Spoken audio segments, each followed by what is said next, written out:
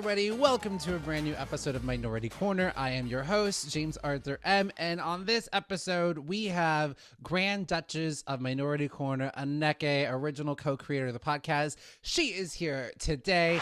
We are bearing witness to strife and struggle. We are exhuming the bodies is the theme of this week's show because I watched Amistad, which y'all haven't seen it. Y'all need to go bear witness to that and just its impact, its power, and then also the HBO series It's a Sin, which is about a young group of kids in the 80s in London who are queer and AIDS is happening and their journey through that. Like, it is just an eye-opening show. So we're going to talk about that. And then when we get into the main corners, we've got legends Eartha Kitt and Dorothy Dandridge and their amazing legacies. And then Nnekay, she just found out that she's Afro Latina, y'all. Yes. And so she takes us through her super sleuthing, Nancy Drew style. She uncovers why there are so few Black people left in Argentina and why her family left. So it is an eye-opening episode, action-packed, exhume the bodies. Let's go. New episode right here on Minority Korner. Let's go. I started thinking, because, like, you know what? I was counting and then I wasn't paying attention. I went on autopilot. I was like, what am I going to say after this clap? What am I going to do? And I was thinking about the intro. I was trying to give you like a jazz number. I know how to follow during a dance. So, I was like following very Ginger Rogers, Fred Astaire. Just sweep Here me we off go. My feet with your clap. Okay. I would say the theme of my weekend viewing was exhume the bodies, bearing witness. So I watched. Okay. Dark. No, because this this stuck with me when Viola Davis's acceptance speech for one of her many awards. She said, pick one.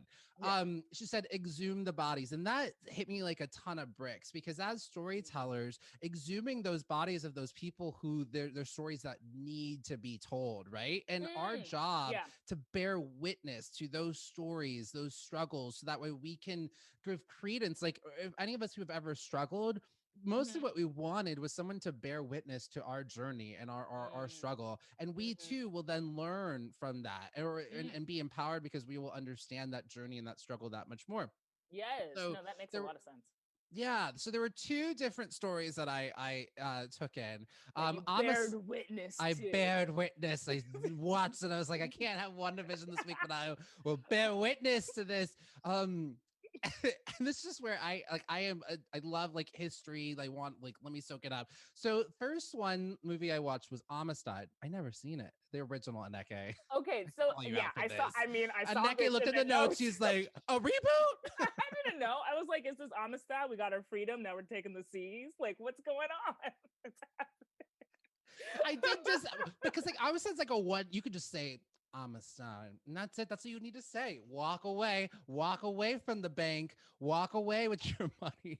Amistad. And next time you're in an argument with Andrew, just be like, Amistad. I'm not gonna do that. First of all, you know what? Call me up. FaceTime me. I'll do it. Put me on. I don't know why I am so feisty today. You bared witness to Amistad, so you know it got me. I had to watch Amistad so many times in school. They had us watch it 100 times. Okay. But it's something. But you bared witness to it, and I think. I had not, because I'm a little bit younger than you, so maybe I missed the boat on that. But like also like I was bebopping around. I was like 10 or 12, and like there's a certain window when it's just like especially if you're a Black kid, like you're not interested in diving into that. You're trying to just 100%. Survive and live your life. Like look at all these white kids living their lives. Like they don't have to like watch Roots or like Martin Luther King's story. Like it's a lot. Or watching like Black people being hosed. I just have these images or sitting down at the counters. Like sometimes I just want to like watch Sailor Moon. Like that's exactly. I'm just trying to think of like when that movie came out, but because our age gap is big enough where I could have been watching it in school where I was like 13 and you were like 10. 1997 it came out. And so I'm like 12. I'm like 12. That makes sense because I was like 15. We were watching it in high school. That makes sense. Good. Snaps to my high school. Snaps to your school. And so if you're unfamiliar with Amistad, sorry, I'm laughing at you. Why did I just Because what rock are you living under? Yeah, okay. We're gonna give space. You can't come onto this show. We're gonna give space. Welcome. Trying to be inviting. I can't believe we just laughed at that poor listener. Sorry, but that's silly. You have to at least know the name. Woo! We laugh at you. I feel bad. But you know what? But it is welcome. Spielberg, so to right? catch you up, Steven Spielberg. And I will say this. Yeah, too. I like this so much more than I think that he grew so much as a director from when he did The Color Purple. I have said this. Because I did reverse order. I saw The Color Purple, the musical, and then I watched the movie. The musical to me was so much deeper into the material, because it was directed by Black people. It was the book. It's the book. It's the Black people. It's the singing. It's all the emotions. Where Steven Spielberg is like, "Come on, Oprah." It was a little too whimsical for me. Steven Spielberg's interpretation of it, like the score, there was too many like little cutesy moments, and looking at it like with 2018 goggles that I was looking at, or 2019 goggles, like it just but Amistad, I went in arms folded, like, okay, white man, let's see. Because also too, like, you couldn't, what's so sad is like back then with Color Purple and Amistad, there was no Black director that they were going to give millions of dollars to shoot these movies to. Like, well, nowadays, like barely John Singleton at the time, but barely, and they only like had him in small little sections doing like Boys in the Hood or whatever, right? So, yeah, but Amistad is such like, it's just too like, I have to, as a watching my ancestors going back to here, I want to bear witness, but I have to be in the right sort of mental frame. But I don't. For me, it's sort of like how I also pay homage to, because there's not like a place that I can really go to right now in this pandemic. But so for me, it's like the movies are how I pay homage, like my ancestors, and so that's nice. So there's a story about a true story, 1839, the slave ship La Amistad, looking at you, Spain, doing this illegal ass We're gonna be looking trade. a lot at Spain. Let's just yeah. Put a pin in that. So they're doing this illegal slave trade, and it was these enslaved folks had revolted and had like overthrown and taken the ship, but then the ship ended up being back in the United States, and it was this court process of them trying to, in the courts, were they freed, were they slaved, and it was a tipping point of where the Civil War might end up breaking into if they were going to grant these folks their freedom. They did end up getting their freedom. All-star cast, Morgan Freeman. My spoiler again for Amistad. I'm sorry, with my Amistad 2. They should do a sequel, because when they get back to their land, it's still devastating that like some of their family members had been enslaved. Like, it wasn't like a happy ending for them. But I thought like a good job. It was a really good movie, Steven Spielberg. He really, because he had done Schindler's List at this point, so I feel like he was able to dive into the darkness of it. Like, there was no whimsy of this movie. Yeah, because when he did Color Purple, he was whimsical. E.T. I think he did one really devastating, and it was PG-13. Color Purple needs to be like, I R. don't know, R, or but sexy sex, right? Rated R, but bring the kids because they need to see this. Yeah, get a note. Get a note. Get a note from your doctor. Get a note from your mama, and bring her too. Can I watch Color Purple, the R-rated version, Dr. Martin? You better. In fact, I'm going to, and here's permission slips for my daughter as well. Let's go. Dr. Martin says, get your ass to the theater. This is how in our small communities, yes. So I like, if you haven't, Debbie Allen produced this movie, and she had to fight everywhere. She had to fight tooth and nail to get this movie done, and this is back in the 80s when she had like read the book. She was like, "Oh, we got to tell this story," and they were like, "Sorry, Debbie Allen, you're the queen of Hollywood right now, but we can't do it." And the only reason why they're like, nobody wants to see this Debbie Allen, and she was like, "Okay, we'll see. 5, 6, 7, 8. Who do I see over there?" Exactly. Steven Spielberg. His kid went to her kid's like elementary school, and that's how they did this in a parent group.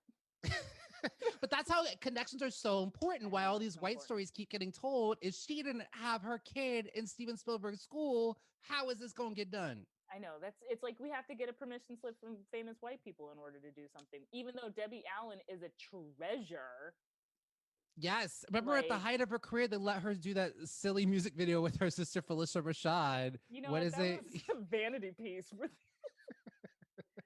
They did We're they did like still a Debbie Allen like variety hour, like Debbie Allen, whatever you want to do, you can do it. She's I like, I mean, want she's to tell the still story of doing that. Amistad, and they're like, Like, not that. Do you want to I know. dance? Do you want to put on a gold lame dress with your sister and prance around New York That's what we City? want. And she's like, no, it's black. He's Did you not see man Hot enough for me Chocolate? or whatever. That hot chocolate nutcracker? I need to. I've heard. I've heard. It It's was peak recommended. Debbie Allen. It's Mhm. peak where she's just like, no, five, six, seven, eight, and it's good. That's where I love my DA. That's I what I know. love. I love her. Debs Allen. So the other recommendation that I have, Yes. exhuming the bodies. It's up. You will That's so devour. creepy to me. I just think of bones falling apart Okay. and just like, I'm talking like about like the spirits, the stories. okay, Like all I'm talking right, about yeah, like the stories. okay. Think more, back into your Santa Cruz roots. No, I like Get that, but into your I've been get watching a your lot of forensic maracas. files. Oh, that's not right. I mean like Quick, the can I just give spiritual you stories. a Yes. quick little Is side it about note the about bodies? it's about forensic files. Okay. So there's a TV show called Forensic Files where they basically go back and show how people solve cases through using forensics. One of them, they're really good. And one I was watching recently because it's a pandemic, and it got problematic because it was done in 1998 or whatever. And they talked Mm. about the Caucasoid skull, the Negroid skull, and the Mongoloid In skull. 1998, Yes. So it you knew turns out better I did research. It didn't get they didn't get rid of that science until 2012. because Obama was president. They're like, Yeah, we got to change this. deep into his presidency. So Hmm. just a little note that a lot of things that are racist in science still last. Oh, good sidebar. Sorry. I had to. No, I mean, that it was was a good, fact. that was a good point. And that okay. So, because it reminded me of something else, but I want to get to this real quick first. Yeah. So, It's a Sin on HBO. Oh yes. I've been I it's ooh, people love this. I'm usually a person who I don't like. I like to I don't like to binge. I like to like space things out just because Yeah. I like to savor things. I was just gonna say you like to savor. I like to savor. I like because otherwise you like get through it and you're like, what do I do now? You're like an addict and you're jonesing for your next show. And then you watch like you're watching like Siempre Bruja and you're like, this is garbage, but I need something to watch. Sorry, that show, they tried. This is garbage. Um, I know. but It's a Sin. It's essentially about a coming of age sort of story about a young group of gay diverse kids in London and their Oh, England. biracial lady friend, and it's Mm. by Russell T Davis. He did the original Queer as Folk. Oh. Did Torchwood, which was the sort of queer Doctor Who spinoff. He was a Cool. writer on Doctor Who. It's phenomenal. It's only 5 episodes, and why he's HBO, such a right? HBO Max. He's such an amazing writer because in 5 episodes, you will feel like you had seen like 5 seasons of a show. In one episode, so much will happen, and the acting is so phenomenal. The Mm. characters, the relationships are so rich that so much Mm. will happen in one episode. And he not only addresses like, so first of all, the thing that made me realize is how young the kids dying of the 1980s pandemic were. Oftentimes, I feel like I've seen it. It's mainly like men in their 30s or 40s or trying to play younger, but it's like, but that's Mark Ruffalo and he's 40 years old. Like, Right, that's, right. but they were young. They were young. Lead singer of Years and Years plays the lead. If you know the band, the group Years and Years. I'm He's old. well, he's really amazing because he's out queer artist. So add him Okay. to the list. His music Okay, is all really right. phenomenal. I'll write it to Um, my little notebook. there's you. I see you writing it down. Okay, you don't need a permission slip for this one. Okay, you just get right on in there. Um, what is it's I think it's one of the best pandemic shows to watch because it shows like first of all the biggest thing you'll walk away with was like wow, we are so fortunate that this current pandemic was affecting straight white people. That's why you got this cure happening. You think that you like, oh Mm. yeah, it was really fucked up what had happened. When you're watching the story unfold, you Yeah. realize just the invisible nature to that there was this pandemic that was happening for almost a full decade that went unnoticed, that was specifically targeting Insane. young gay men. I cannot believe when I look back and see the history of it. And also, I'm so glad this show takes place in London because I feel like the only stories that I hear about the AIDS epidemic either happen in New York or Mm-hmm. San Francisco. Mm-hmm. And we don't hear about anywhere else, and that it was a global pandemic, and that Yeah. it's affected and decimated millions upon millions of international people, you Yeah. know? Yeah. And they were babies, and it's so sad, these lives that were Yeah. taken, and you think about it, they it just found themselves, like gay people were just finding their own communities and groups and Yeah. living their best life, and then there was this disease that was killing them, and there would be actually this thing, like there was like, don't have sex with people from America, don't have sex with guys from America, because it was just an American gay disease, and there was a Uh, lot of folks in the community who didn't want to hear it. They were like, this is propaganda, because there was no real true messaging system. There wasn't the government coming out and saying, hey, this is what, it was right. a lot of misinformation that was Yes. happening.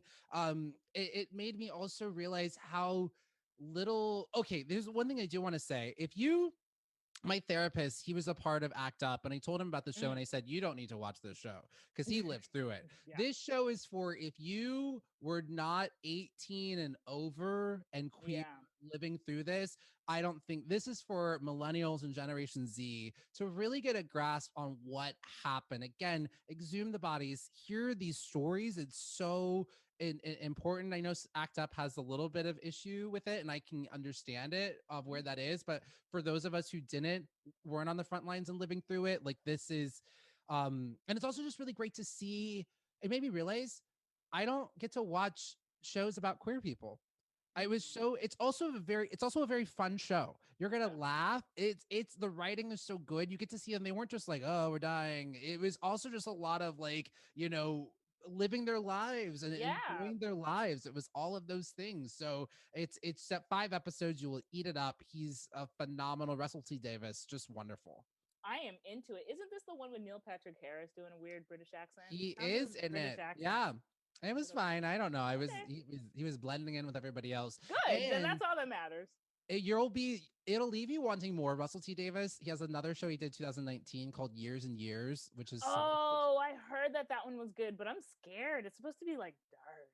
it is wild because he did the show in 2019, and essentially it's taking place in the UK. Yeah.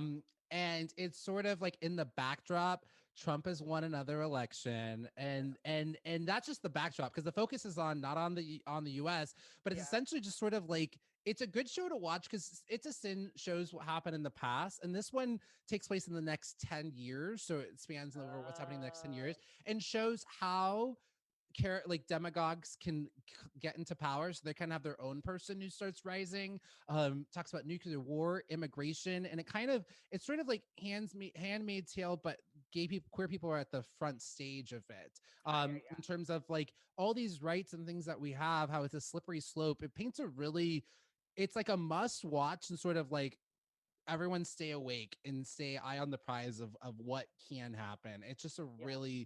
it's a brilliant, eye-opening show, and how we're not done. Like we're not Yeah. done with the work that needs to be done. And so stay awake. And it's a I good, like, yeah.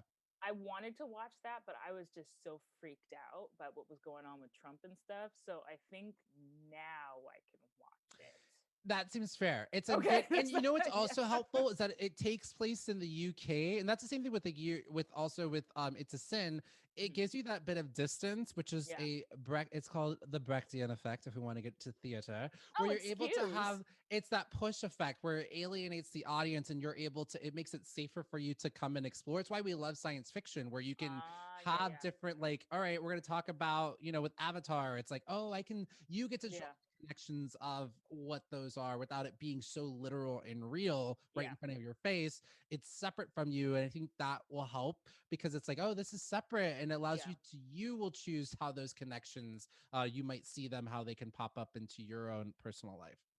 Next, coming up on the prescriptions list is our prescription for celebrating Hollywood Black film legends. Right on target, Hollywood.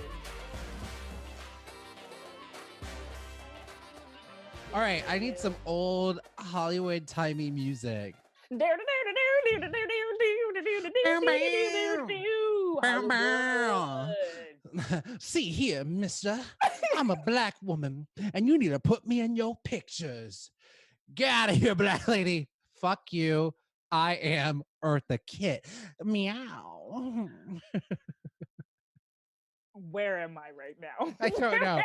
I imagine that would be like like the radio morning show. They I just know. press a button. That was the whole button. That was the whole, like they could All play the it again. sound It would do the effects. whole thing. Every sound effect. Oh, so that was your opening. So as we're closing out Black History Month, I want to celebrate some Black film legends of old.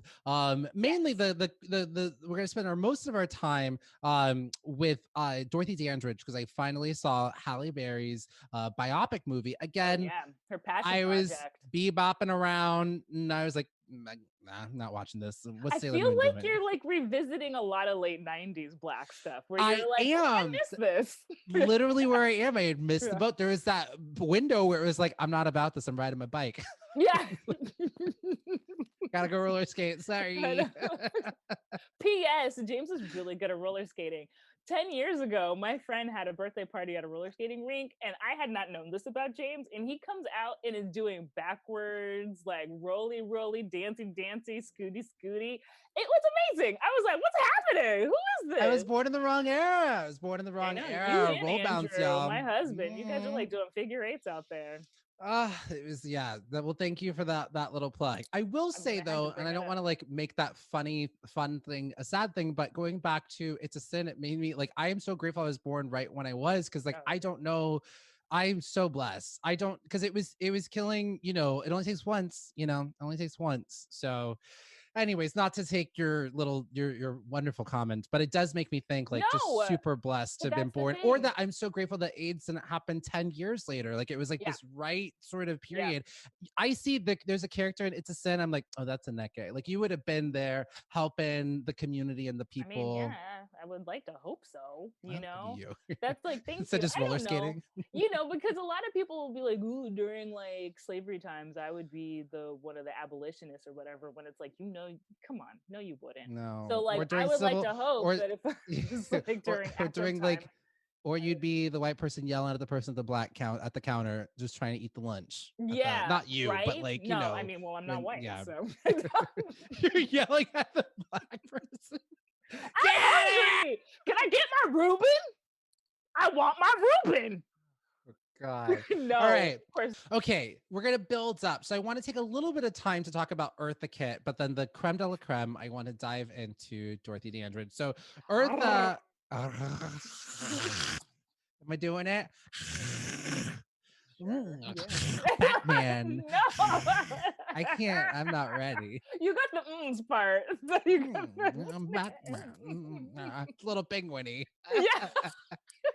Yeah, there you go. It's all of them. Oh Lord, together. But she's born Eartha Mae Kitt, born January 17th, 1927 in South Carolina. She, singer, dancer, noted for her sultry style and her beauty. She was just a lot of different success. She was both.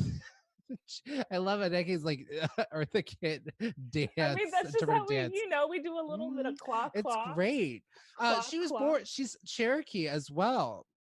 She's daughter of a Cherokee and Black mother, and then her father was white. She was up in Harlem doing all kinds of great things. It was super diverse. She was like, I love this. Who wouldn't? But she was teased for her mixed race heritage, because people when they don't understand something, they're like, I don't get it. Let me tease it. People be rude. Kids be mean. At 16, she joined Catherine Dunham's dance troupe, and she toured all around the United States, Mexico, South America, Europe. So 16, she's like seeing the world. She went to Paris. I'd like to see a show called Eartha in Paris, much more Eartha Kitt in Paris. I would rather see that. Yes. She won immediate popularity as a nightclub singer, and then she really made a splash in her acting debut as Helen of Troy in Time Runs. It was an Orson Welles adaptation of Faust. Lot of layers there. That was in 1950. Like, and Faust, that's what was happening. That sounds like a crazy ass play for the 1950s, doing such like craziness. Orson Welles I'm sad that he turned into a joke, because he did a lot of crazy shit in a time that crazy shit wasn't happening. Yes, and Faust is a wild play. I know. And so to Orson Welles to adapt that, I would like to see that. And then stick an Eartha Kitt in the middle as Helen of Troy. Like, it's a lot of layers. There's a lot of layers. I need to see that. We gotta see this. And then she had her appearance, her Broadway review, Leonard Stillman's New Faces in 1952. So she's just taken off. And then she had her hit song, C'est si bon. C'est bon. Okay, you know it. Look at you. That's her. That was her bop.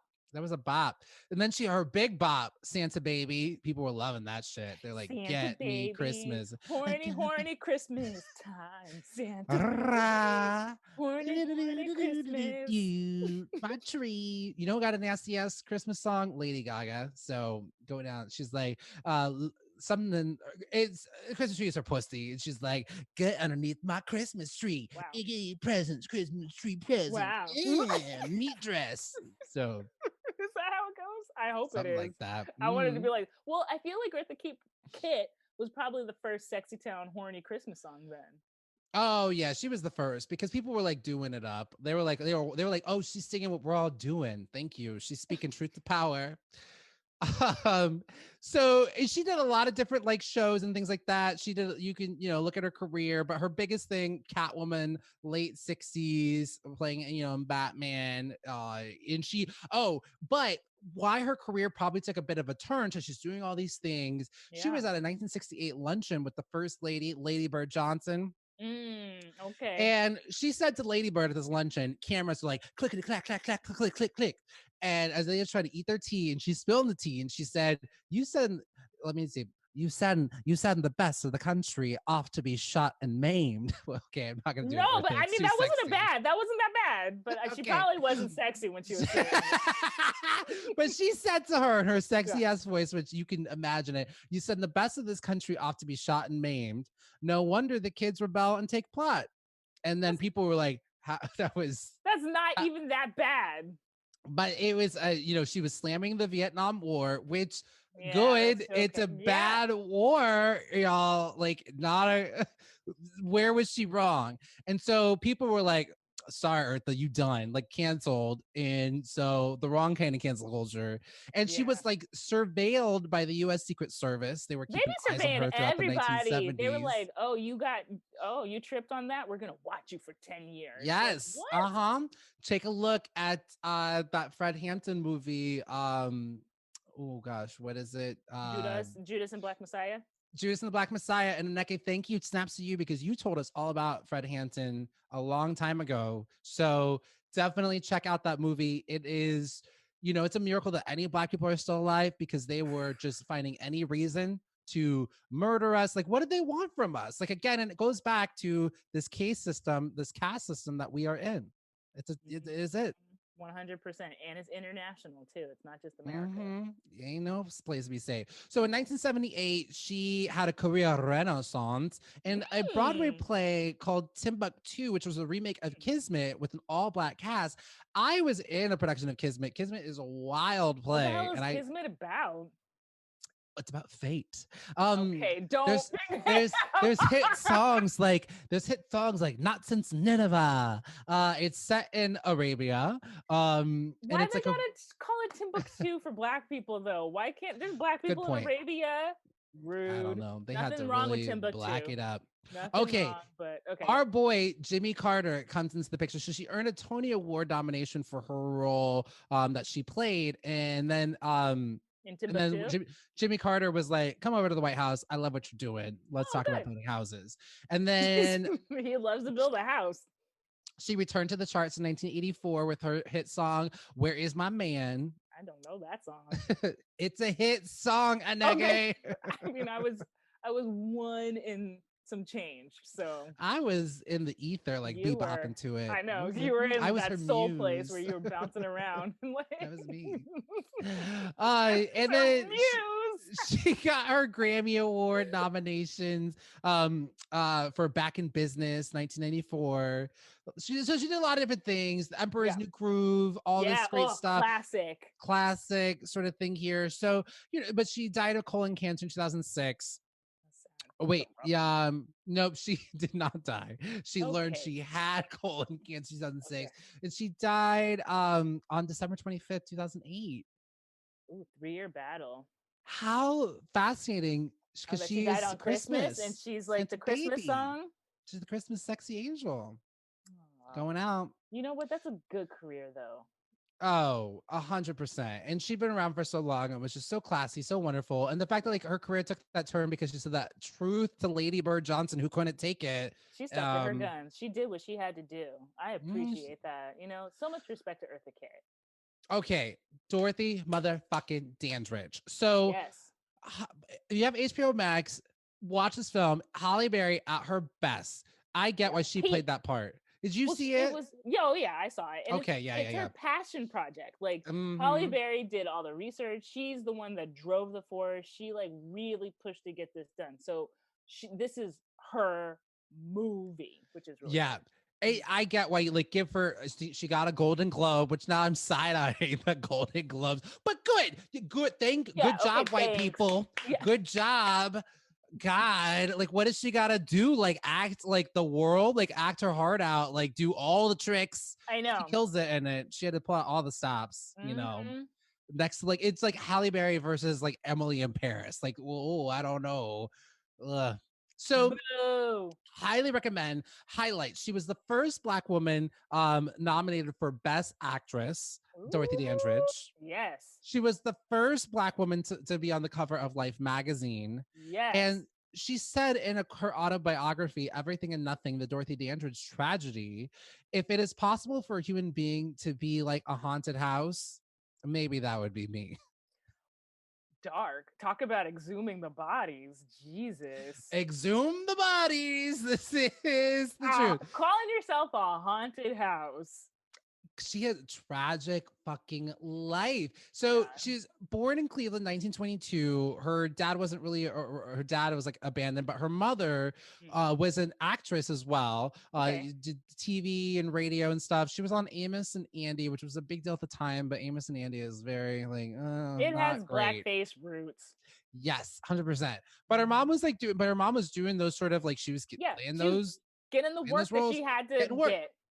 that she could do. Right. Hmm. Yeah. And so, but her mom was like, because her mom was also a cook and she could see that her kids were talented. She's like, my kids ain't going to be no cook. So she was like, my kids got talent, ultimate momager. She was like 5, 6, 7, 8, clap it up. Let's get on the beat.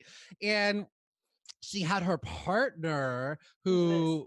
her lady partner, her mom liked the ladies, but Okay. partner was an asshole. Oh, Like god damn Geneva it. Williams, they called her Auntie Mama or May May, and she physically abused and mentally Oh abused no. Dorothy. So Okay, I mean, gross. tragedy already at the beginning. So it has. Not You a see when you fan. watch the Whitney documentary, you see this stuff has roots. So fast Mhm. forward when they're like popping pills and like the industry's already tough enough, and if you don't have a very strong foundation, it's gonna be rough. And you a Yeah. Black woman, Whew. Lord. Good grief. Mhm. So they were the Wonder Children, her and her sister Vivian, They in the called them the Chitlin Wonder. Circle. hmm Sometimes they're called the Wonder Kids or the Wonder Children, but that was their first like starting like a beat up a doop a doo. I Then know they you were like the that. I do. I was like, oh, You give me some Wonder Kids. know? And then 1934, they were the Dandridge Sisters Oh, with cute. and there was 3 of them with Etta Jones, who was not related, Okay. but they could have. Yeah, you go back to like I said, they're like the brothers, the sisters. Not all of them are related, I but know. Well, they it's had a to, cute gimmick. It's a cute mhm. gimmick. And so she would also get like a little bit roles here and there. Her and her sister. She performed at the Cotton Club, which is a huge, Fancy. yeah, backing Cab Calloway. Damn, that's a big deal. And Dorothy confronted early on segregation and racism in the entertainment industry. That she sometimes like she may have been allowed on stage, but in some venues couldn't even eat at the restaurant or use the facilities because of the color of her skin. They'd be like, oh, I gotta use the bathroom. Be like, pee in this cup in the I am back. rude and racist and And then they're like, gross. but put your pretty dress on and go sing for us. Mm-hmm. Wild. She met the very talented, famous ass Harold Nichols, who eventually they got married in 1942 during World War II. They performed at the Palladium, which she loved being at the Palladium during World War II, which is in London. It was a huge, big deal. But she'd also have to like hide and shelter from German bombs. So she's like, I loved it, but we'd also have to like, and she said sometimes like they wouldn't even like go hide anymore. They'd just be like, the bombs are happening. Let's have a drink. Yeah, that's the world. And people now are like, I don't want to wear a mask. Boom. Yeah. Right. So she was in the Marx Brothers classic A Day at the Races in 1937. She was in Going Places 1938 with Louis Armstrong. Oh, wow. She's just like collecting these, like, she's Forrest Gumping it up with all of these people. She had a daughter with Harry, who she named Carolyn. Carolyn? Like Carolyn, but Harry. Yes. Like Harold and Carolyn. Yeah, because she's a girl. It's like Carolyn. But they called her Lynn. She went with Carolyn. I don't know. So 1943, during her first message, unfortunately, Lynn was intellectually disabled, which Dandridge blames this because, okay, this was fucked up. And her doctor's like, this isn't what happened, but she always held this to what happened is that her husband, she was going to labor. Her husband, Harry, was out at the golf courses. She had no car, no way to get anywhere. And then she was like, no, I want to wait for him. And they're like, girl, you need to go have this baby. Yes. She held on so long. And they believe that it just messed up with when the daughter came out with getting oxygen and things like that. So couple of questions. Yes. First one. Also, she's black too, so she's not getting good medical care. Yeah. Oh yeah. 100. How long was he playing golf? Because when you go into labor, that's like 20 some odd hours. So well, I don't know, but that scene, Halle Berry is screaming and hollering, and they're like, go to the hospital. She's like, I can't! I gotta wait for Harry! I gotta wait for Harry! And then she's like, this is your baby. I named her Carolyn. I'm gonna call her Lynn. And that's what happened. So it's one of those things where it's like before you have a kid, you're like, that makes sense. And then after you have a kid, you're like, what's going on? Where was like he? You can do your makeup, you like cook dinner, you like walk out, oh, I'm in labor. I'm gonna go. But I guess you know what? He didn't have like a cell phone. You know, I guess it'd be hard to get word out. But he shouldn't have like, I don't know, if my wife is like super pregnant, I feel like I'm not gonna be going off too far. Give it a couple weeks, sir. Yeah. Just hang out with your pregnant ass wife. 100%. So yeah, he was no good. So when someone shows you who they really are, believe them the first time. She probably shouldn't have taken this, but here he is. And then she goes as far as to name their daughter Harold. So she never really recovered from this, and they actually ended up, she ended up pretty much putting Carolyn in this care back then. She pretty much, because she couldn't really take care of her daughter the way that she would have liked to. She loved her daughter all of her heart, because she but paid for this really fancy caretaking facility to be able to take care of her daughter. But she had a lot of issues with just men. She called them, they were just like moths to a flame, burned by desire for her. I mean, she's hot. She was hot, but she kept getting burned. She kept being burned by them. The moth would fly in, and then the flame, and she getting burned. No fair. So acting, she went to acting school and was friends with Marilyn Monroe, Ava Gardner. They were all little friends at the Method-Based Actors Laboratory. They were all running around. What is this, cute girl gang? What is it? Yes, 100%. 100%. And she was like, I'm a serious actress. I got shit to do. And she had a stint at the Macabre Club with Desi Arnaz's band for a sellout 14-week engagement at La Vie en Rose. Wow, and 14 weeks. She was an international star. She was performing at London, Rio de Janeiro, San Francisco, New York. She was doing it up. And then her first starring film role was Bright Road, 1953, starring across Harry Belafonte. Okay, sexy. They had a passionate affair. Oh, she divorced Harold. Like, done. Kick him new to the Harry. curb. Get this so guy new out Harry. of here. Okay, go play your golf. Harry. They had a passionate love affair, but because they were two hot chocolates, loving up on each other. They were loving it. Two chocolate Hollywood hotties. Hey, you know what? Power couple. Power hot chocolate But couple. they both like therapy too much, and they were always psychoanalyzing each other. So it was just a That's not that hot. disaster. That kind of ruins it a little bit. Womp womp. Carmen Jones. If you haven't Yeah. seen it, recommend. The movie is you will appreciate it for what it is. And I'm sure at the time it was really, but it's 2021 now, so you're going to be looking at it with these goggles. It's a little campy. It's a little camp. The plot is wild. There's a point, but you know what? So that's Dorothy Dandridge. She did all those damn stunts. There's a part in the movie where she's running on a train. I know it's like rain in heels. Why is she running on a train? The plot is wild. I mean, it's based off of Carmen the Opera, which is wild too. Which is already wild. And then it was directed by Otto Preminger, and he wanted to do an all-black cast of the film adaptation of Carmen, but he wanted to make a musical, but grounded, and almost to a fault, because sometimes there'll be like dance numbers happening, but he's like, that's not the point. Let's zoom in on the people who are talking. And there's these amazing dance numbers happening in the background. And you're just like, you just see legs kicking. You're like, that choreography looks amazing. And they're dancing their heart outs. Little do they know, they're not really on camera. Not there. No. Also, too, the music was done by Hammerstein, but this is before maybe Rodgers and Hammerstein, because like the lyrics were not great. Like, it's only Hammerstein. I think it's just Hammerstein. He needs that Rodgers. It's no Cinderella. It's no Impossible. We're not there yet. Hold on, Brandy. Your time will come. And every black actress wanted this part, even Eartha Kitt. Like everybody was after it. I mean, can you imagine if you're a hottie black lady, this is what you want to do? All black cast, and yes, absolutely. And so her agent was like getting her an audition, and he saw her and she was all shy and mousy, like Dorothy Dandridge. She was like, I went to acting school. Why is she being shy and mousy when she's performed in Rio de Janeiro, London, been all over the world, did like a 14-week thing with Desi? There was a power in Otto that scared her. I don't know.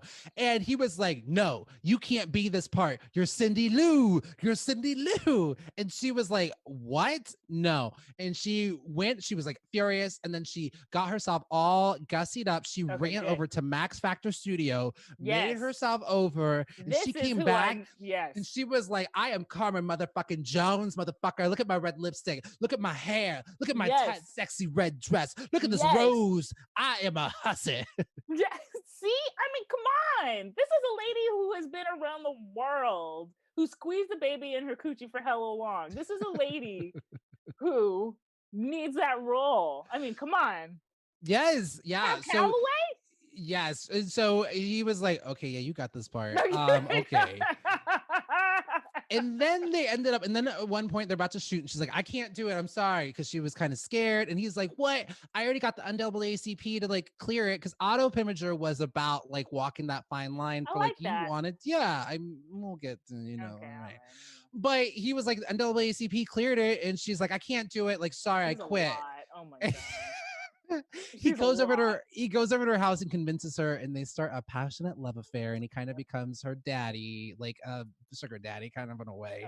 But he's married, but he has like a wife, but they have like an understanding, and then she gets an Oscar nomination for Carmen Jones, and she is up against Judy Garland, Grace Kelly, who Grace Kelly won. But like this is who she was.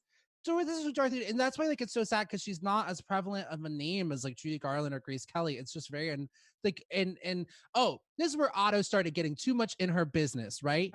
He and her husband, she already got a manager, and so she was up for all these different parts, and he was like, no, you can't take that part. You're an Oscar nominated actress now. No, you don't do that part. And she was supposed to play one of the roles in The King and I, and he was like, you got to turn that down.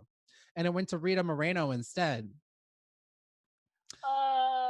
Friend. Yeah. Oh, Otto. Yeah. So yeah. And so yeah, and also Harry Belafonte, not too great in that movie, but he was his first role. He's handsome. So you can get away with that. So black struggle. So when you really look at it, like, the people just weren't really ready for her. Like, Jim Crow was, going on. So she was super gorgeous and she was, light skinned, but they were still like, you're black and racism's going to do what racism's going to do. Like she just all these different things. Like people were trying to get her on the casting couch and she's like, I'm not going to sleep with you. Like, I'm not going to do it. Like to get that role, not going to do it. Good. Henry Kahn, not going to do it. And she said, if I were Betty Grable, oh my God, just made me think about that story about way back when, episode 4, Betty Grable's head. Oh! Go back to the archives, go back to episode 4 to catch up of the shocking reveal about what happens to Betty Grable. It's wild how she dies. It's not funny, but like what happens to her skull? Yeah. But she said, if I were Betty Grable, I could capture the world. Yeah, well, so, are you sure you want to be Betty Grable? I don't think she didn't know how that story was going to end. No. She did Island in the Sun with Harry Belafonte. I tried to rent it. I can't even find that one online. That movie had Joan Fontaine and Joan Collins in it as well as Harry Belafonte. Tamango, which no one really liked, but she plays the mistress of a captain of an enslaved ship. Ew. She was going to do a Billie Holiday picture, but that never called Lady Sings the Blues. That never ended up happening. No. And yeah, so she just had, a lot, her, nothing went well with her and Otto. It just ended in a bad place. He was like, I'm not going to leave my white wife. Yeah, I like black people in the struggle, but you're black. You're black. And I'm a white man. Stop it. He was verbally abusive to her on the set of Porgy and Bess, which like Porgy and Bess was like, oh, we'd love her again. She's great. Yeah. It was kind of the last great thing she would do. She had terrible marriages. She married this guy, Jack Dennison, who was a nightclub manager. They used to get in lots of fights. He left her bankrupt, bad oil investments. She like was like, I'm gonna start this restaurant. It went nowhere. She had like no Dorothy, money. All of these dudes. They took all of her stuff. She had no money. She couldn't pay for Lynn's place where they had her, so they had to put her in a mental institution. No. Yeah. So wrapping up this sad tragedy of Dorothy Dandridge. Sad. Yeah. So it didn't help that she was backing up all of these pictures thanks to Otto. And so she was back to singing in nightclubs and doing tours, but she was drinking a lot, popping a lot of pills. She was like the 60s? 1960s. Yeah. Okay. She's having a lot of spasms. She's having a lot of like issues. Also, sidebar, there was one time when she's performing in Vegas and they were like, she's like, oh, I can't wait to swim in this pool. They're like, they were like, bitch, you can't sleep in this pool. You can't swim in this pool. Even though she was the headliner. And she was like, I can't, it's hot. I can't wait to swim. They're like, you're black. You can't swim in this pool. And she was just so upset. She was like, they were like, and you need to come through this back entrance when you come and perform. Bullshit. Didn't they drain the pool too? They were like, so she was like, I'm gonna go swim in the pool. And they're like, Miss Dandridge, where are you going? She's in her cute little bathing suit. And she's like, I'm gonna swim. And she just puts her toe in the pool and she's like, tee. And they're like, drain the pool. They drained the whole pool. I didn't know it was after she put her toe in it. That's so rude. That's so all disgusting. She did was put her toe in it and they drained the pool. After she was done performing, they're like, okay, all right, we got you. We'll take your money from all of the tickets that people bought to come see you. And people were aghast. They're like, oh, I'm gonna come and see you sing, but oh no, don't put your foot in there. And then they drained it. And that's how crazy, like how sick racism is, where white people will literally burn everything down. They, instead of having equality, and you see this like even now where you see like sometimes white union people will vote against having a union because it means that the black man will be equal, the black person will be equal to them. And they're like, no. I'd rather us all have shit. And I maybe have a little bit more than you possibly be equal as me. And they did that with pools all the time. They're like, okay, like there's this one pool where they filled it up, when they're like, okay, no more segregated pools. They're like, great. We're gonna fill it up and make a park, and that pool doesn't exist, so nobody got a pool. It makes it's a disease. It's a sickness in order this like racist thought, because it whenever something is such a distraction from your own life, it's then like a full sickness and disease. Yep. It is a full on that we must look at this disease that has been infecting this country and this world for centuries, because this stuff still remains, this remnants of it. Oh yeah, it wasn't this is recent history. Oh, a stone's throw away. Like she should still be. She could still be alive. Like Harry had this. Belafonte is still kicking around. He's still here. So Diane Carroll still here. Oh no, she passed away. Oh, Sarah, you cut that out. Recently? Yeah, last year. Okay. Oh, see, I didn't get the news. I was dealing with something else. So on September 8th, 1965, she was found dead in her Hollywood home at the age of 42. 42. Ooh, young. Initially, it had been reported as a result of an embolism. Additional findings pointed to an overdose of an antidepressant. She had little more than $2 in her bank account at the time of her death. Oh God, that's sad. She was on her way to she was about to perform that night. She was about to fly off to a performance. And too, like so many of these young actresses too have died of like they were prescribing everybody pills at this time. Oh yeah. And like so many of them have died with, pills or in the mixing of different things. And you just had like this mistreatment of them in the industry by the paparazzi. And it's just sad that you still even see this today of like how women are treated, And so it's just really unfortunate. So I want to celebrate Dorothy Dandridge because she is up there with Judy Garland and the Grace Kellys and the Ava Gardners and the Marilyn Monroes, and she just 100. never got her what was really deserving of her, Her roses. She didn't get her roses. So, Dorothy, we celebrate you. Yes, we do. Fuck you, Golden Globes. Oh, we are going to Argentina. I don't know if I should be saying that. This is I know. for people. I'm like, maybe I shouldn't. Okay, so just to explain what James just said, I'm getting my notes up right now. Is yes. Who are you?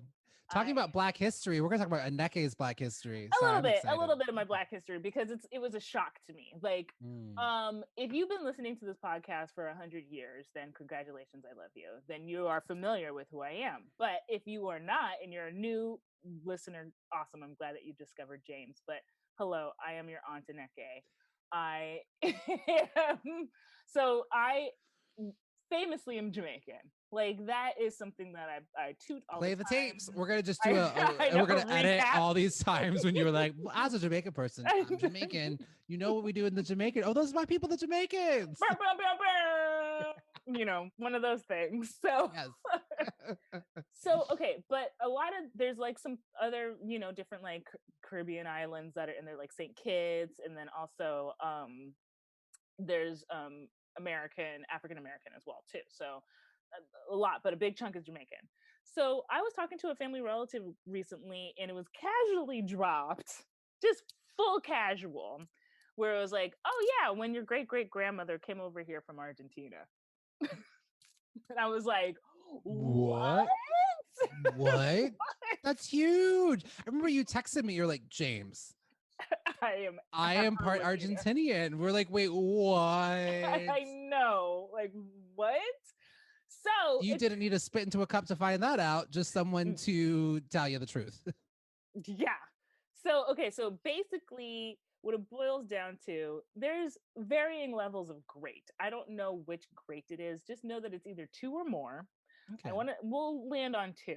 So my great grandmother came to the United States in the 1920s, speaking only Spanish with her family, her mother and her father. Her mother emigrated to Argentina, but her father was born in Argentina.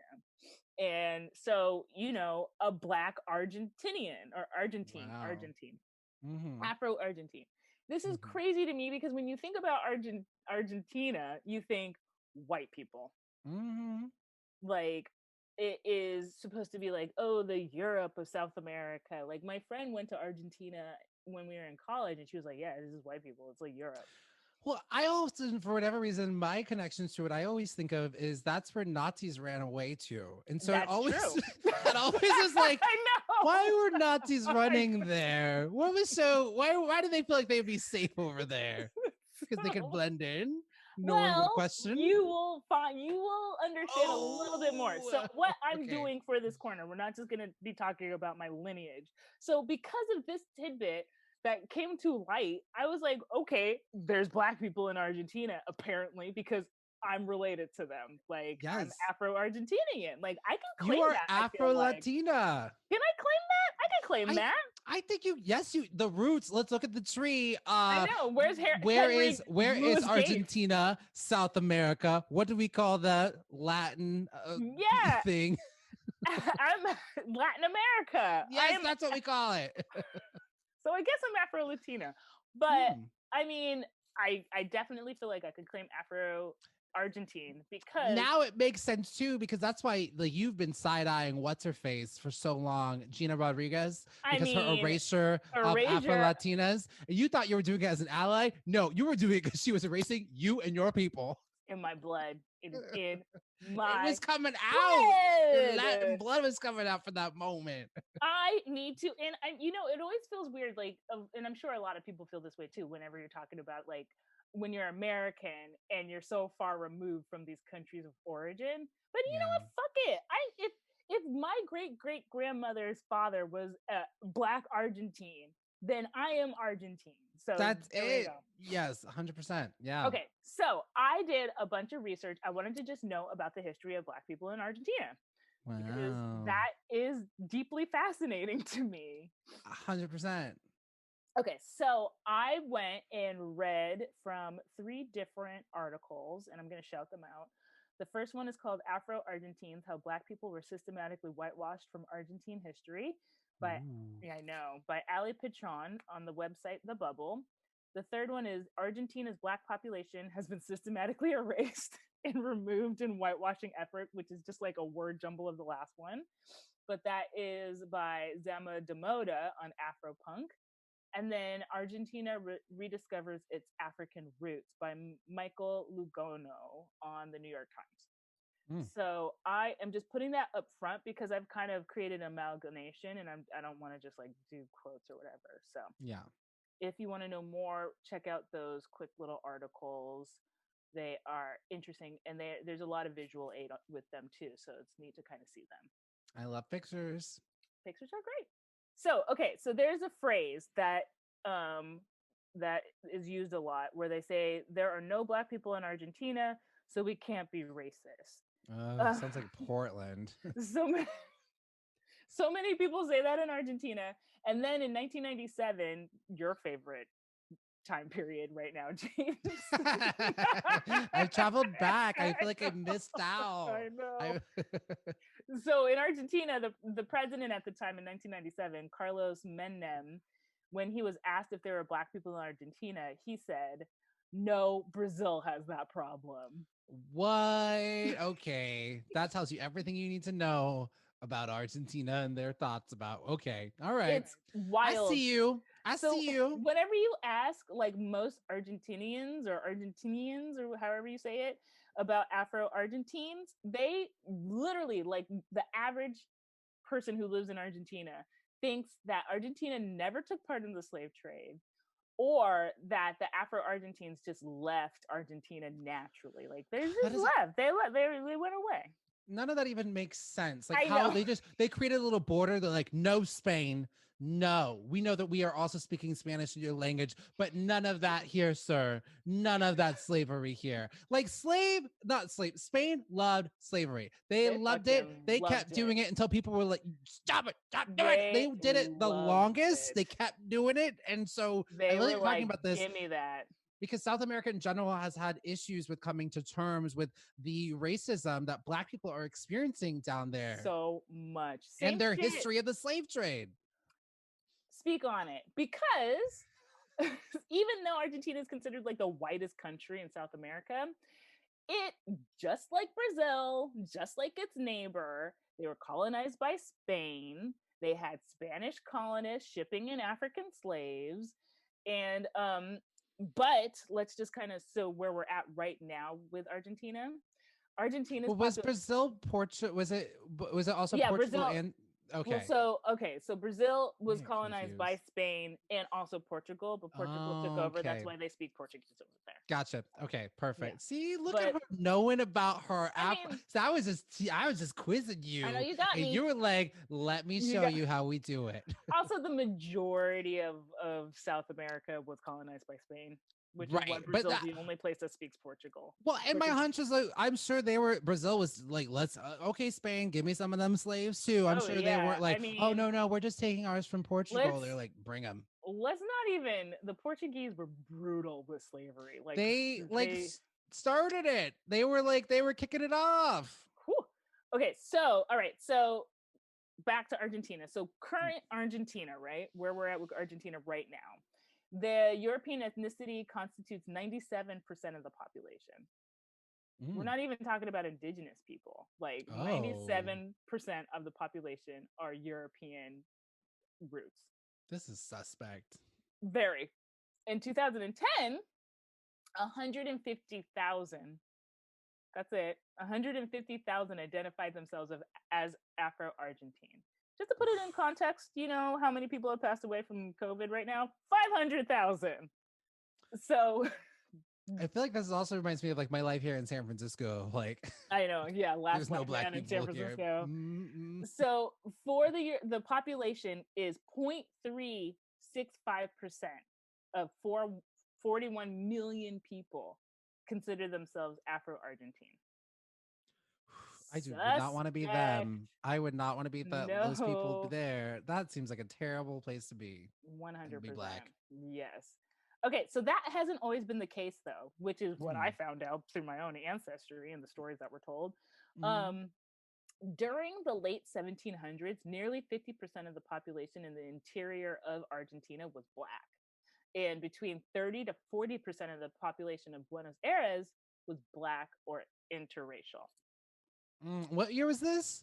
This is in the 1700s. Oh, okay. I bet you they do not teach this in Argentinian school. They absolutely don't. That's why they're like saying like, oh, we never had slavery here. Like we'll get to that. Okay. So it is widely reported. So this is the reason. So what happened? How did we get here? Right. It is widely reported that the president of Argentina from 1868 to 1874, which is a long ass time to, anyways, his name was Domingo Faustino Sarmiento. Sarmiento was a fucking racist, horrible person. That's all you need to know, right? He basically did a covert genocide of Black people. So at the time, Argentina really wanted to be a part of like the world powers at the time, which were like Europe because of colonization, and United States, right? Because the United States was doing a lot of like colonization too. Like, let's not forget about like the mess with the Philippines and all of this manifest destiny bullshit was going on at the time. So Argentina was like, we want to be like them. And you can tell that Sarmiento really valued this type of thought process because there's this quote that he said in his 1848 diary. He writes, in the United States, 4 million are Black, and within 20 years, 8 million will be Black. So what is to be done with these such Black people, hated by white people? Slavery is a parasite that the vegetation of English colonization has left attached to a leafy tree of freedom. So he's a piece of shit. So I bring this up. He was like, England, you left us with all these Black people that we don't like. Now what do we do with them? And we can't enslave them anymore because y'all said that we can't do that. So what are we supposed to do? They're just here. We just look at them. You treat them as humans, you fucking idiot. Piece of shit. Like, race is a made up thing. It is a made up thing. It is not real. The caste system, it's a caste system based on race. And Sarmiento fully agreed with it. So before he became president in 1868, he, you know, like most presidents, he like worked in the military or whatever.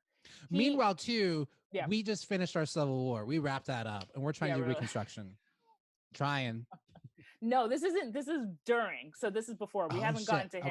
Okay. So this is so during in 1864 there was a war between Argentina and Paraguay.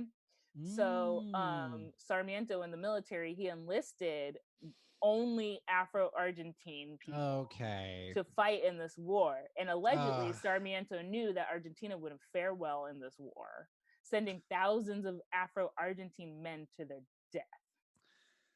I mean, the U.S. has done the same shit too. All right, black I know, but people, I'm World just War saying One, go off to the front lines. But it is interesting that that it's the same international. racist playbook. Like, That's why I wanted to point it out, because this is the exact same thing we hear about the United States or whatever, but we need to hear about this happening in yes, we other do. countries as Yes, well, we do. because it's bullshit. That's why Black Lives Matter was picked up across All the over the world. world. And that's Mm-hmm. like during Black Lives Matter when it first started, I Googled where is it safe for black people to go live.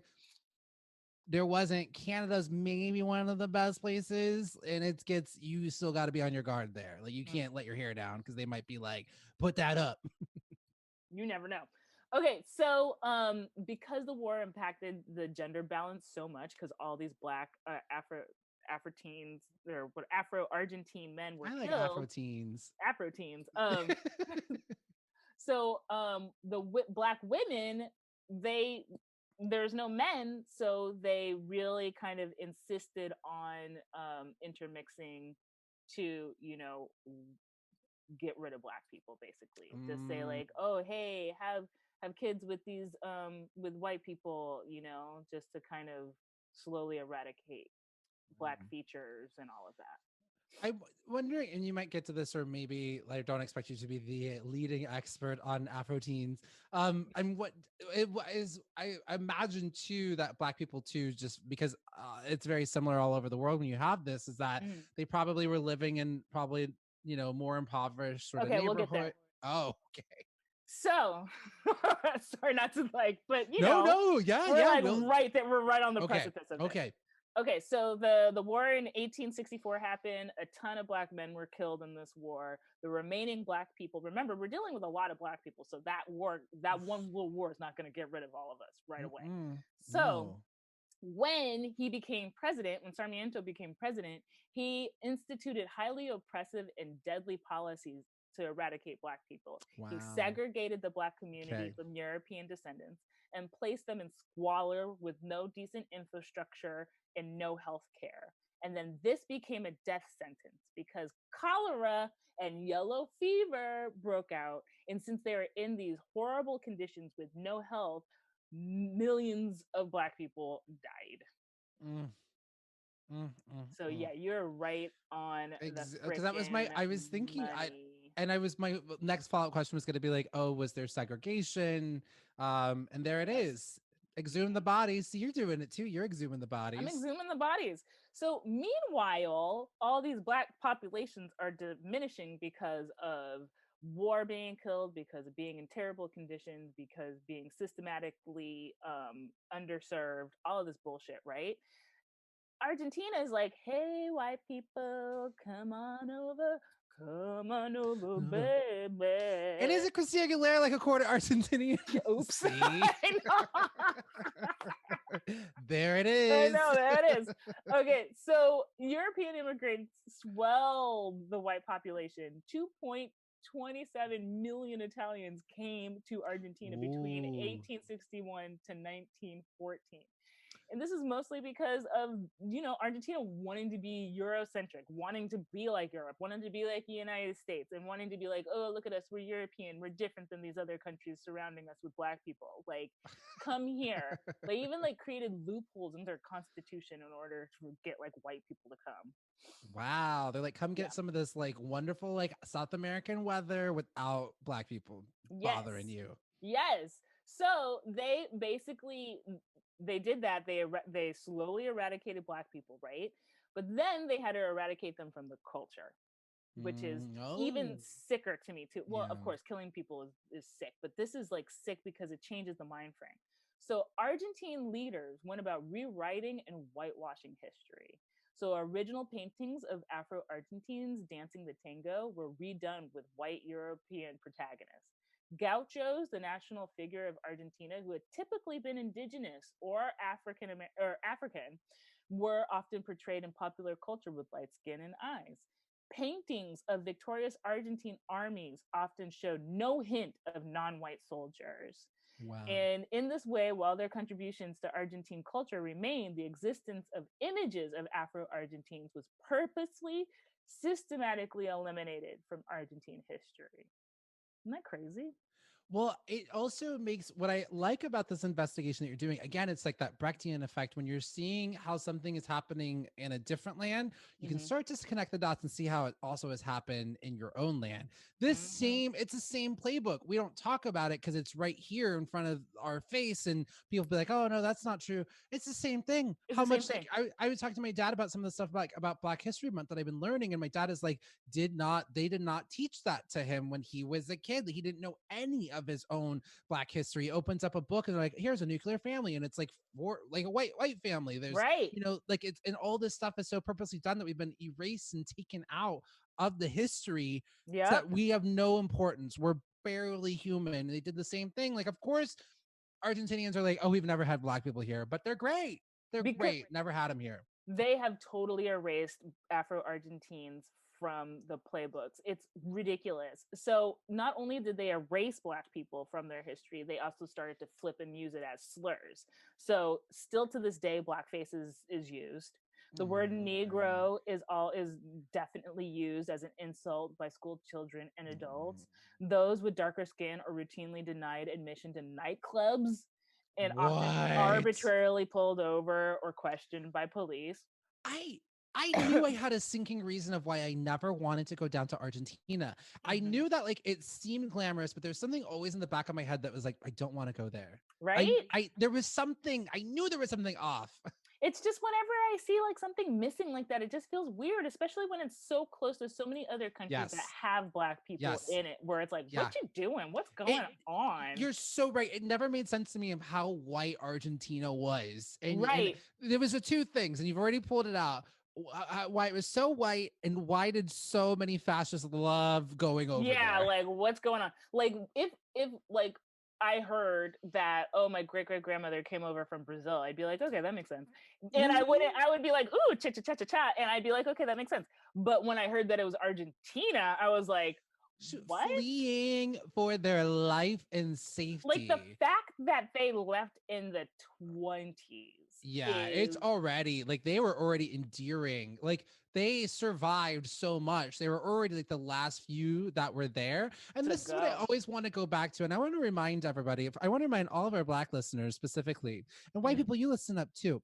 Black people are survivors. We are such motherfucking magical human beings because, Yep. again, we are surviving the atrocities of a caste system that still exists today. And just because we don't Yes. call it that, and this genocide that has happened, not only in America, but globally, this Yep. pandemic of a caste and a racist society we've been surviving it for centuries. Hmm. So, and we've always, what would you have done back then? What are you doing now? Now Yeah. is your opportunity to like, what are you doing now to deconstruct this system? And Black people keep pressing on and being magical, because Thank that is you. insane. I know, isn't that crazy? And speaking of now, I'm glad that this is a good segue. Um, Now Argentina is starting to wise up. Okay. Argentina and a lot of the few Afro Argentines that are still there are like, hey, we're here. Listen to us. Mm. Listen to our story. So things are shifting. So more Afro Argentines are asserting their heritage. And then Argentina as a country is starting to promote tours and tour stops that are in celebration of Argentinians' African roots, which is kind of Mm. cool. It's A because they little want too Beyonce late, to but come and perform. whatever. Stop it. Who doesn't? I They mean, know that they want that Beyonce money. I See, mean, Beyonce, you are a Trojan horse. I'll take And it. we send her in there. We're I like, know. ah, here's your And then she's like, atrocities. blackity, Black blackity, Lives black, black, Matter. black, black, black, black. And they're like, you right, Beyonce. I know. All So right, I just you wanted got to us. name a couple of black places that are, and also some nods to the culture of Argentina too that you might not have known. Mm. So the first place is called Capilla de los Negros, which attracts a little over 11,000 tourists each year. And there's a church. It's a church that was named for the free slaves who built it in 1861. It is a part of this. It's like a so UNESCO has like heritage sites that's like all over the world. So they named it one of the Argentinian heritage sites, which is kind of cool. Mm. So somebody was quoted saying, "This is where we locate ourselves and point to the truth that we are here," which is awesome. There's another place called Movimento Afrocultural on Buenos Aires Calle Defensa in San Telmo. It's a cultural institution that was started in 2009 to promote African and African Argentine heritage. Now they teach tango there. So you may wonder, tango, that's like the national dance of Argentina. Like whenever you think of Argentina, you think of tango and Nazis. So in the end, sometimes I think of Nazis doing the tango. Now you can add a Nnekay to that too. I now have a weird image of you tangoing with like a little Hitler's mustache guy. No. Erase that. So okay, so there's a teacher, Veronica Rucco, at the Movimento Afrocultural. She said there's no doubts that tango has an African origin. The only doubt is the exact story of how it came about. So the dance form was created in the late 1800s, and it's the result of the fusion of African and European immigrant culture. It all makes sense now. Yeah, because that tango, I was like, I know this feels black. Like there was something about that drum beat percussion. This is all making sense in that. If there's a sick beat, there's a black person behind it. So done. Okay, so the Kikongo, which is an African tribe, the word for sun is Ntango. And the movements of the Ntango through the sky inspired dance forms on Earth that were eventually creolized with Spanish and Italian influence in Buenos Aires. So tango literally means moving time to a beat. So in fact, the first documented painting of people dancing tango are black. Yeah, there it is. Trying to erase us. See, is there anything that we didn't that's dope and amazing? Like rock and roll music, like we just I know. Give credit's due. That is my little corner on Afro Argentina. Well, that's the show. Big thank you to Nnekay for just what a great show. Isn't she great? We love her. Nnekay FitzClarke, we love you. And remember, you can listen to all new episodes of Minority Korner every Friday wherever you pod. Spotify, Apple Podcasts, Stitcher, wherever you are, we are there. So make sure to subscribe. And thank you all for listening to Minority Korner, because together, we're the majority.